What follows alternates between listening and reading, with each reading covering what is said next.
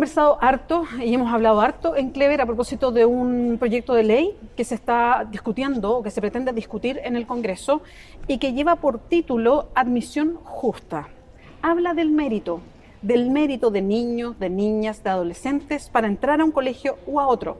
El presidente de la República, tratando de explicar este proyecto, lo dijo bien claro, dijo: queremos facilitar el negocio, la forma a la industria de la educación. Entonces nos preguntamos, ¿esto es realmente para las familias chilenas? ¿Hay mérito en un niño de 5 años respecto a otro? ¿Hay mérito en una niña de 10 años respecto a otra niña? ¿Cuánto depende la familia en que nos criamos, la comuna en que vivimos, si somos de Santiago o somos de regiones, en un país para acceder a una educación?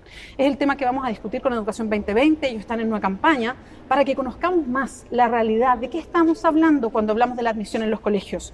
Porque uno de los logros quizás equitativos del gobierno de Michelle Bachelet fue justamente cambiar ciertas situaciones de ingreso de alumnos y alumnas a la educación. Estamos con Nicole Cisternas, ella es directora de Política Educativa de Educación 2020 para hablar sobre este tema. ¿Cómo estás, Nicole? Muchas gracias por recibirnos. Muchas gracias, Bea. Muchas gracias a ustedes también por invitarme. Estamos grabando además en el Museo de la Educación, que es precioso, por si no lo conocen, aquí mismo en la región metropolitana, muy cerquita del Museo de la Memoria, y es el Museo de la Educación Gabriela Mistral.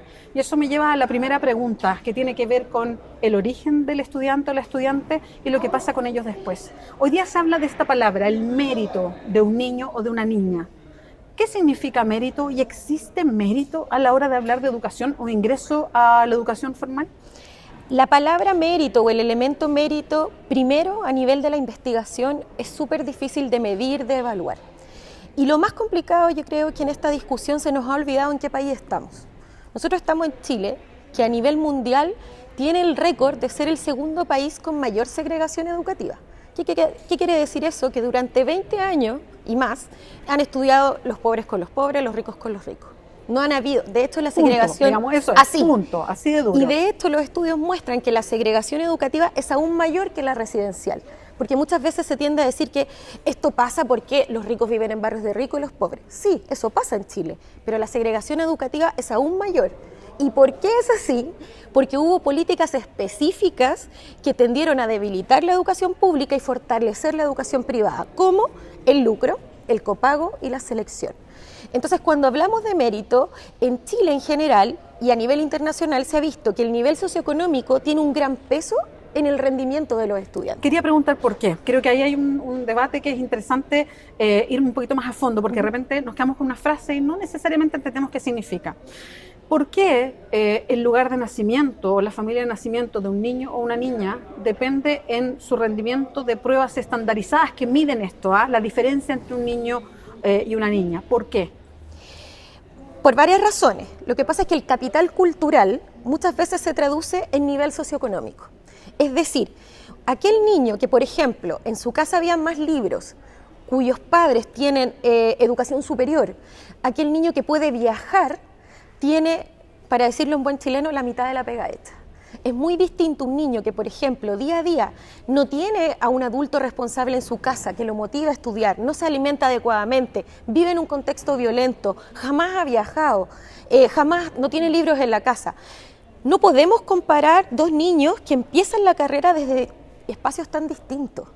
Entonces, si Chile es uno de los países más desiguales, mejorar la calidad de la educación en Chile tiene que ver con mejorar la inclusión, con no generar políticas que aumenten la segregación. Y eso no lo dicen solo los investigadores chilenos, lo ha dicho la OCDE también, y lo han dicho un montón de investigadores. Otro elemento importante, se ha señalado que hay países que seleccionan. Lo mencionan como países que uno mira como ejemplos, ¿no? Claro, Singapur, Alemania. Primero, el promedio de selección en la OCDE es 15 años. El proyecto del gobierno quiere poner selección a los 12 años. Ya ahí hay un nivel de años que es bastante importante, porque ¿cómo reconoces mérito en las notas de niños de quinto básico? Ahí todos los estudios muestran que es muy difícil y que las pruebas estandarizadas reflejan mucho capital cultural y no necesariamente habilidades.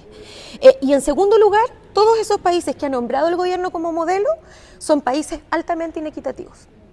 No evidentemente en los niveles de desigualdad que tiene Chile, pero a nivel de la OCDE son ejemplos de inequidad. ¿Qué países, por ejemplo, han logrado buenos resultados y altos niveles de equidad? Canadá, Finlandia y esos ejemplos. Y son países donde no importa la escuela que vaya, si en el fondo la selección siempre va a ser polémica porque hay menos cupos que vacantes. Y en un contexto como Chile, donde además tenemos muy mala calidad de la educación, vamos a tener estas dificultades. Nosotros creemos que era hora que el gobierno aprovechara ciertos consensos para avanzar en calidad. Nos preguntamos si decían que ellos querían mejorar la calidad de la sala de clases, ¿dónde están esas propuestas de calidad? ¿Cuál es la gran política que va a apoyar a esas más de 400 escuelas que hoy están en nivel insuficiente y que tienen amenaza de cierre? ¿Cuál es el mensaje que le estamos dando a todos los niños que van a esa escuela cuando les estamos diciendo que la prioridad es darle más oportunidades a los que tienen más, a los que tienen mejores notas? Y ahí quiero preguntar otro de los argumentos que hemos escuchado mucho estos días y que es que el gobierno señala que esto es para las familias chilenas, para destacar a las familias que se han esforzado por la educación de sus hijos, que es para la libertad de las familias para elegir dónde quieren poner a sus hijos, en qué establecimiento educacional. ¿Cuánto de eso es cierto y cuánto es falso? A nosotros nos parece que lamentablemente en esta discusión ha habido mucho de falso y de desinformación. Primero, estamos hablando de una ley que todavía no termina de implementarse. Bueno, eso es muy importante. Todos esperaríamos que un gobierno responsable pueda hacer ajustes en las leyes, pero en base a evaluación y evidencia. ¿Qué tenemos de evidencia respecto a la ley de inclusión? Que en las tres veces que se ha implementado, más del 80% de los niños quedan en una de sus preferencias. ¿Ya? Entonces, ¿qué nos dicen los datos? Que son altamente positivos, e incluso cuando hablamos de los niños que ocupan el 20% más alto de su promoción, o sea, niños con buenas notas o buen rendimiento, más del 85% ha quedado en los colegios de sus tres primeras preferencias. Entonces, la evidencia no dice nada de lo que ha dicho el gobierno para fundamentar este proyecto de ley. Y cuando nos dicen que los casos son importantes, evidentemente que cada historia es importante, pero educación se hace desde la evidencia y las políticas públicas también. Y también lo que hemos visto en la evidencia es que las familias aún no se han apropiado del SAE y tienen dificultades a la hora de postular. Muchos de los casos que han salido en televisión, que a nosotros nos apena que se usen a veces a niños para estas cosas, han postulado a 3 colegios de alta demanda. Lo más aconsejable es postular al menos a 5 colegios. Entonces, evidentemente, si yo postulo a 3 institutos nacionales, es bastante difícil que quede. Y en el sistema anterior probablemente tampoco hubieran quedado. Entonces, ahí hay un debate que es un poco engañoso, que nos parece que tenemos que avanzar hacia un debate más centrado en la evidencia. Y lo que tiene que ver con la libertad de las familias a elegir. Y lo quiero preguntar a propósito de que habla mucho el gobierno de la libertad de elegir que pueden tener las familias chilenas y chilenos en educación, pero también en otras áreas de la vida. Y uno se pregunta cuánta libertad existe realmente en Chile cuando el 50% de la población tiene un sueldo menor o equivalente a 350.000 pesos. ¿Hay libertad real ahí para elegir? Entonces, quiero preguntar por eso. Cuando se trata de eliminar, o sea, se trata de desmantelar la ley de inclusión, o sea, que las familias tengan esa libertad de elegir según el mérito que tienen, ¿hay libertad realmente para elegir? ¿Cuánto depende esa decisión del propio establecimiento educacional?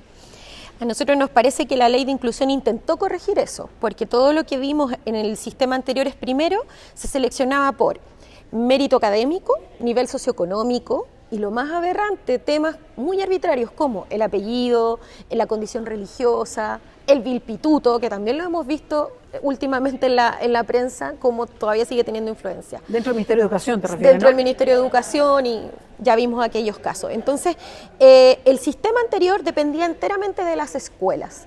Y no estamos hablando que las escuelas no sepan seleccionar, solamente que eso abre la ventana a la arbitrariedad. Y que en todos los países se intenta tener sistemas de admisión centralizados y que implementen mecanismos transparentes, que no dependan de la subjetividad del que entrevista. Lo mismo pasa con las pruebas de selección, que son pruebas estandarizadas. Lo vemos también en la PSU. La PSU está súper linkeada con el nivel socioeconómico. Absolutamente. Vimos las cifras, de hecho, que se entregaron hace muy poquito. En Chile, mira, vea, si es bien dramático, en Chile existen más de 2 años educativos de distancia entre niños de nivel socioeconómico bajo y alto. Y eso sale en el CIMSE y va aumentando. La brecha parte en cuarto básico con 50 puntos y en segundo medio llega a 100 puntos, que esos son casi 2 años educativos. Entonces nuestro sistema, en vez de reducir las brechas, las va incrementando. Entonces, ¿cuál es la libertad de elegir? Cuando primero separamos entre colegios buenos y malos, Y cuando el gobierno o la política pública te está diciendo que hay colegios mejores que otros, cuando los colegios además hay un núcleo, que es el 7% de la matrícula, que son los colegios privados, que siguen aplicando selección, que siguen seleccionando como a ellos se les ocurren y que no tienen mecanismos de inclusión. Nosotros queremos pensar que si vamos a hablar de admisión justa, totalmente de acuerdo con la ministra, pero entonces también ampliemos esa admisión justa e incorporemos a los privados, porque ahí es donde verdaderamente se está disputando el poder y la élite. Y ahí no se selecciona por mérito. Se hacemos justo, digamos. Exacto. Y lo último que quería preguntar a propósito, que tocabas ese mismo tema, Nicole, y que es parte de la discusión también, que es como, es la élite que discute estas cosas. Y la élite en general, o sea, la gente que es parlamentario en general viene de élites, independiente que sea de un sector político o de otro. La mayoría de ellos y ellas han estudiado en colegios que son privados, particulares privados. Y esta proporción ha ido cambiando en el tiempo. Era antes mucho más los municipales y después ha ido cambiando a los particulares privados. Entonces hay una cierta idea de que, no, si tú estudiaste en un colegio particular privado, entonces no puedes entrar a esta discusión porque no sabes lo que le pasa a una familia de clase media o a una familia que tiene pocos recursos. ¿Cuánto de eso también lo que hace es hacer una mezcla medio compleja del tema que estamos discutiendo de fondo? Mira, es difícil. Desde nuestra experiencia, nosotros en Educación 2020 conversamos mucho a través de las redes sociales y ha pasado quizás algo distinto que en otros debates donde el gobierno también intentó conectar como con el sentido común. Nos han llegado un montón de historias de personas que nos decían, por ejemplo, mi hijo mayor no pudo entrar al emblemático de mi región, no la metropolitana, y ahora mis 2 hijos entraron. Y ninguno de los 2 tenía buenas notas. Nos parece que es importante que no nos quedemos en el caso a caso, pero que pongamos voces más diversas. Y a mí me gustaría también señalar algo quizás desde mi experiencia personal. Yo estudié en un liceo emblemático y evidentemente tienes algunas ventajas, pero el ambiente que se vive en los liceos emblemáticos respecto de la presión, el estrés, el ninguneo, el que detrás tuyo hay 1000 niñas que quieren esperar tu cupo, para mí, nosotros en Educación 2020 no es el mensaje ni la experiencia que quisiéramos tuvieran todos los niños de Chile. A nosotros nos parece que todos merecen una buena educación y todos merecen ser felices en la escuela, pasarlo bien, aprender. No estar presionados, no tener que rendir pruebas a diario, no tener que mirar por el hombro a sus amigos del barrio. La idea es que avancemos hacia un país más cohesionado, más inclusivo y no hacia un país más segregado. Nicole, muchas gracias por acompañarnos hoy día, por reunirnos acá y conversar sobre este tema. Gracias. Recuerden www.diarioclever.cl, también nos pueden seguir por YouTube.